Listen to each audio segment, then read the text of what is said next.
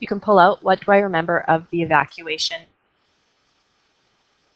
In this poem, the speaker is excited about going on a trip. Obviously, the speaker is young and they don't know that they are being forcibly removed from it. So if you look at the information that's in parentheses, although it's less positive, it's definitely a more accurate depiction of the Japanese Canadians that are being displaced in this poem. If you look at the rest of the poem, it is quite positive, or there are parts of it that are positive, and the parts in parentheses, it's a little bit more of an accurate depiction of what's happening. So when you look at memories that the speaker shares and how other people reacted to them during and after the evacuation, you might want to split this answer up into during the evacuation and after the evacuation, because there are some different memories shared.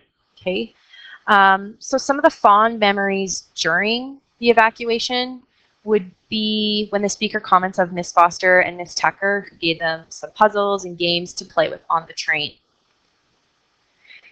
There is also a negative memory that happens during the evacuation.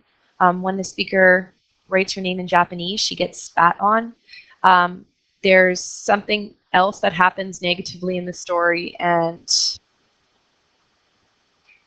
no, I'm crazy. I just have those two things for an answer, so sorry about that. I don't want to start my recording over again. Strike one. So number 4, what does the speaker wish at the end of the poem, and why is this significant? Make sure you answer both questions. So at the end of the poem, the speaker, she prays to be white. After everything that's happened to this little girl and her family, that has all been done by white people, she still wishes to be white,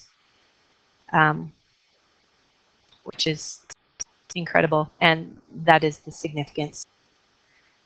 So on page 105, that's the second page of the poem. Note the change in mood, and we've already talked about what mood is, so if you don't know, you will want to look back to your notes or look it up.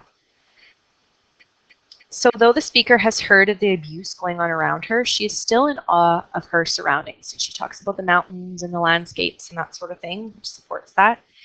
Obviously, this is due to her young age and lack of ability to fully comprehend what's happening. The Union Jack is the flag of the United Kingdom. It was flown in Canada until 1965, until our red and white maple leaf flag was developed. It symbolizes loyalty and patriotism to the United Kingdom, or at that time, Great Britain. So number 3, notice that the attitudes on page 105 did not change after the war. Okay, so attitude, again, I think you understand what that means, but you might want to look back to your notes if you're not sure. So the speaker assumes that after the war, those around her will no longer act negatively towards her. This is obviously not the case. There is ingrained racism here, and it's rooted too deeply into society to change overnight.